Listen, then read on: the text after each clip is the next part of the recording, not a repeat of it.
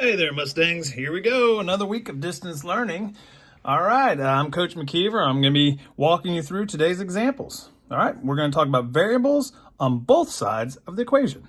So we're going to have stuff on the left side of the equation and stuff on the right. And what you're going to find is there's going to be a variable on both sides. Here we go. Example number 1. What we have is we have 4x plus 7 on the left, 3x minus 3 on the right. So first thing you have to recognize is that, yes, I do have variables on both sides, and they are the same. The idea is that we want to transfer one of the variables from one side of the equation to the other, right? We want to get them on one side together, corral them on one side together. Now, what we would typically tell you to do is get rid of the smaller of the two variables, okay? We have a 4x and a 3x. So the 3x is smaller. So what we want to do is get rid of it. All right, and to get rid of it, we need to make it go away, to disappear, if you will. So we have a positive 3x here. So if we put a minus 3x underneath it, it's kind of like the inverse operation, if you will. If you take a 3x and a minus 3x, that's going to give you 0x. In other words, it's gone on the right side. Now, you should know that whatever you do on the right side of the equation, you have to do on the other side of the equation. So yeah, we're going to take our 3x and minus it over here on the left. So that's called balancing the equation. Whatever you do to one side, you do to the other. All right. So since we have like terms here, go ahead and do that. 4x minus 3x is 1x. You don't have to put the 1 here. It's called an understood 1, or you could. So either way, up to you. All right. We bring down a plus 7. Now this negative 13, we haven't done anything with it either. So we simply just bring it down. It's called restating the equation. All right. Now the idea is when we get done, is we want that x to be by itself. All right, we want it to be x equal to something. Well, what we do here is now we have a plus 7 and a minus 13. So we're going to minus 7, and that's going to get rid of it. Whatever you do to one side, you do the other. So we did the minus 7 to each side. Negative 13 minus 7, or negative 13 plus a negative 7, is going to be negative 20. Now, if you know you got this right, all right, that's great. But let's check it. Let's check it to make sure. Let's check it to make sure that we're absolutely 100% right. So what we're going to do is take this negative 20 and put it in for x. We're going to put it in here and as well as here. And then we're going to do the math. 4 times negative 20 is negative 80. Negative 80 plus 7, okay, negative 80 plus 7, negative 73. 3 times negative 20, negative 60. Negative 60 minus 13, negative 73. Check. This thing works out.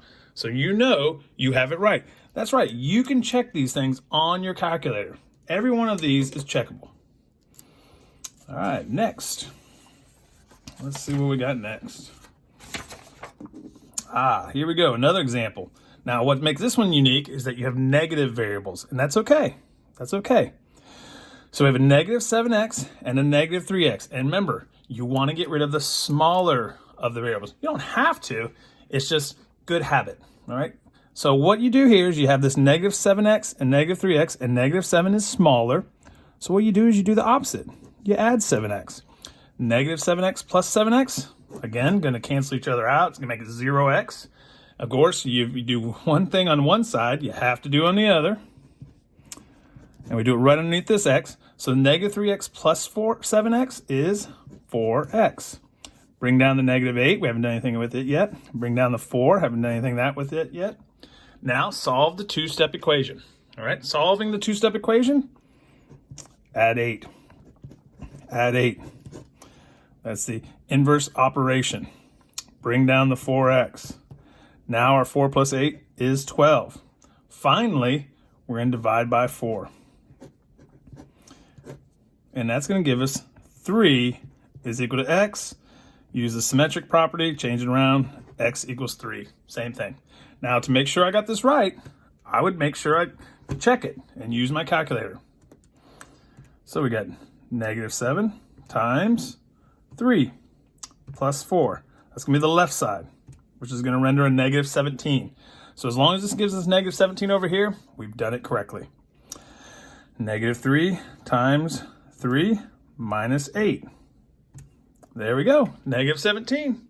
So we got negative 17, negative 17. That means we've done it right. And there we go. next. So what I did here is I wrote the equation twice. I wrote it on the left and wrote it on the right.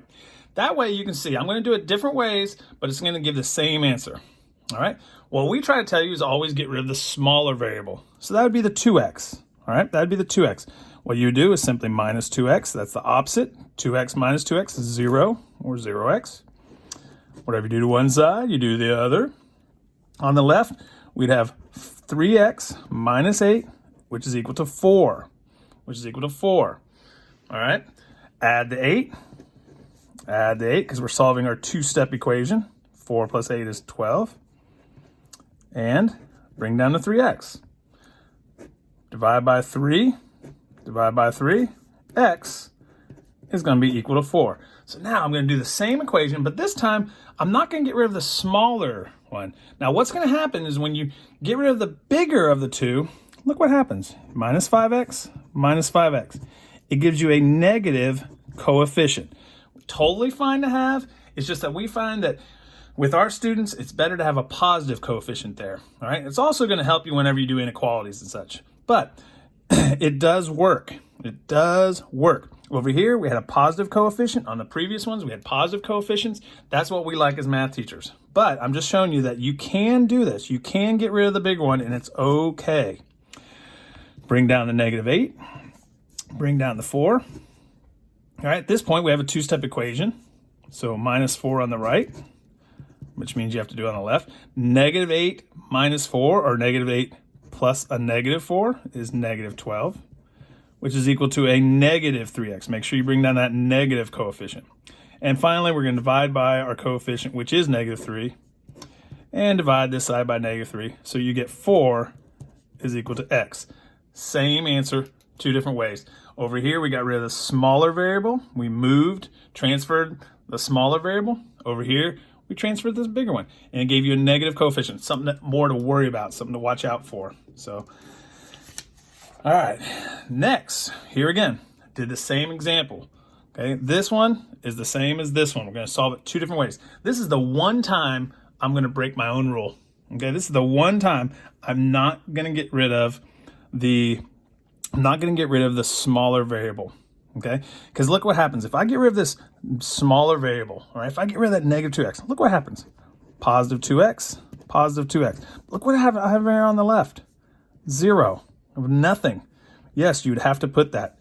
8x plus 2x is 10x minus 60. You can solve it. It's fine, because now you would simply just add 60. Add 60 to 0, which is going to be 60 is equal to 10x. And then ultimately we have to divide by 10, and you get 6 is equal to x. So you can see that one works. It works totally fine. We got rid of the smaller one first. I'm going to show you that this is not the way I would do it this time. I don't like to void myself on one side with nothing. Okay, so what I'm going to do is I'm actually going to get rid of the big one in this one situation here. I'm going to minus 8x. I'm going to minus 8x here. Now be careful. Negative 2 minus 8. A lot of people will get negative 6 there. It's actually negative 10x. Don't forget to bring down the negative 60. All right. All right, so it's slightly different. And now what you can see is that now I have a one-step equation. It's a little bit faster. Divide by negative 10. Divide by negative 10. And I'm still going to get my x is equal to 6. A little bit faster over here because, we didn't void. We didn't have a 0 on one side. So, this is the one time I kind of break my own rule and I get rid of the bigger one, or I get rid of the variable that's on the other side with the number. Okay, same thing here. Same example. You have 3x on the left, 8x plus 15 on the right. See, if I was doing this one, if I want to do it the fastest way possible, all right, fastest way possible, I would minus 8x, minus 8x. That's going to give me negative 5x is equal to 15. And then one-step equation, divide by negative 5, divided by negative 5, x is equal to negative 3. Don't forget, you can check this. 3 times negative 3 is negative 9. 8 times negative 3 is negative 24. Negative 24 plus 15, negative 9. Check. So we got it right. Now, again, if you do the rule and get rid of the smaller one first, it works. It just takes a little bit longer. Watch. Minus 3x over here. Fine. Minus 3x over here. But look what I have on the left. Nothing. Nothing. Gone. 5x plus 15. All right, now what do? Solve the two-step equation. Minus 15, minus 15. Negative 15 is equal to 5x. Divide by 5, you'll get negative 3 is equal to x. Same answer over here. All right, so two ways, just a little bit more shorter that way. All right, and our final example. Whoa, look at that. Woo, this one. Got a number out here, got distributive property, then we got negative 8x over here, minus 10. Oh, wow. But we're not going to do this today. I'm going to hold this for next week. That's right, this is what we're going to do next week in distance learning, okay? We call that a tease, all right? So we're not going to do it today, just getting you ready for next week. All right, guys. Well, go out and enjoy this beautiful weather. That's it for this week. I'm McKeever, and I'm out. Guys, have a great Mustang day.